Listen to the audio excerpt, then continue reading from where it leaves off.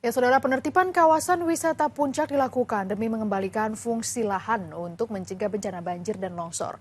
Sejumlah bangunan liar tak berizin atau yang tak sesuai tujuan dibongkar. Lantas setelah dibongkar, apa yang terjadi? Berikut penelusuran tim informan Liputan 6 SCTV melaporkan.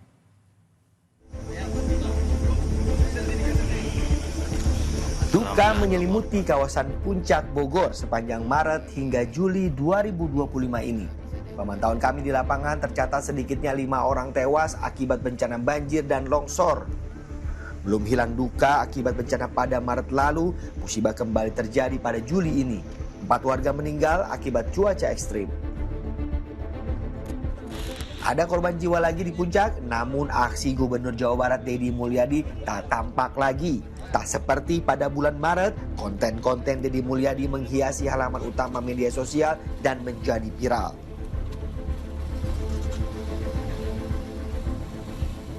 Kini yang ada malah riuh aksi puluhan mahasiswa yang mempertanyakan ketegasan pemerintah dalam membongkar bangunan yang menyalahi aturan di kawasan Puncak.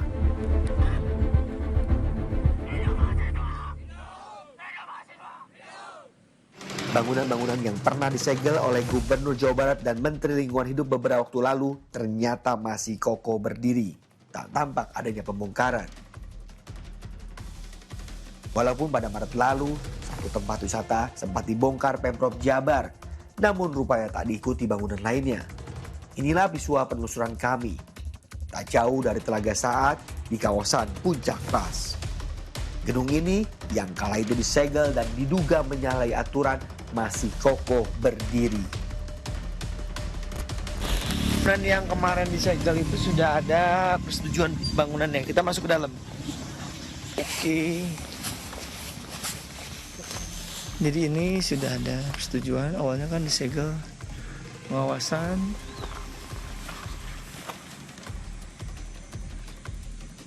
Sekarang sudah ada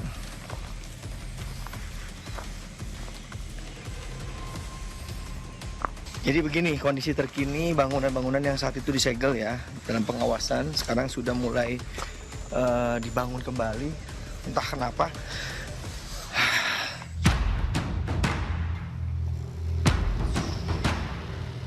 Dari Telaga Saat kami melanjutkan penelusuran di kawasan Gunung Mas. Di tempat ini satu bangunan yang disegel oleh Menteri Lingkungan Hidup masih berdiri, belum diratakan.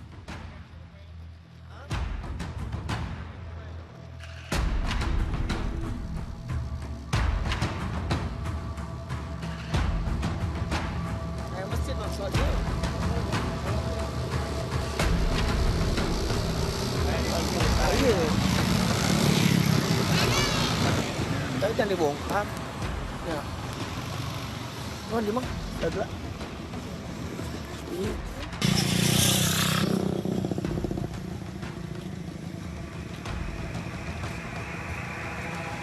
Ini udah rekomendasi bongkar ya?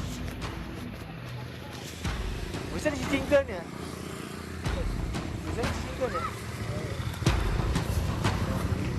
Yuk. Tak hanya di 2 lokasi ini, lokasi lainnya juga belum ada tindakan pembongkaran. Sebut saja lokasi wisata Eiger yang disegel Menteri Lingkungan Hidup dan Gubernur Jawa Barat pada Maret lalu. Kawasan wisata yang diduga dibangun dengan membabat hutan ini juga tak jelas penindakannya. Padahal saat itu pejabat-pejabat yang hadir menyatakan akan menindak tegas.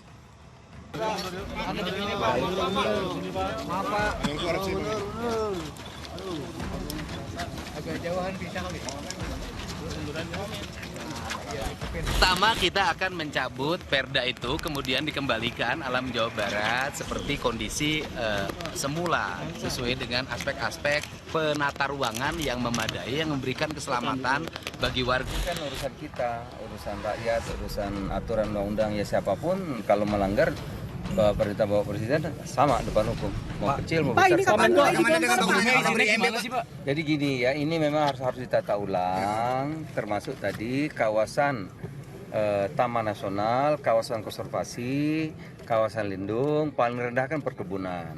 Pernah ada dirubah. Ini indikasi pidananya sudah ada, jadi kami akan menuntut 2 hal terkait dengan semua tenan yang tadi disita oleh Pak Menko. dan Pak Gubernur, kita akan melakukan pendalaman di dalam tahapan penyidikan.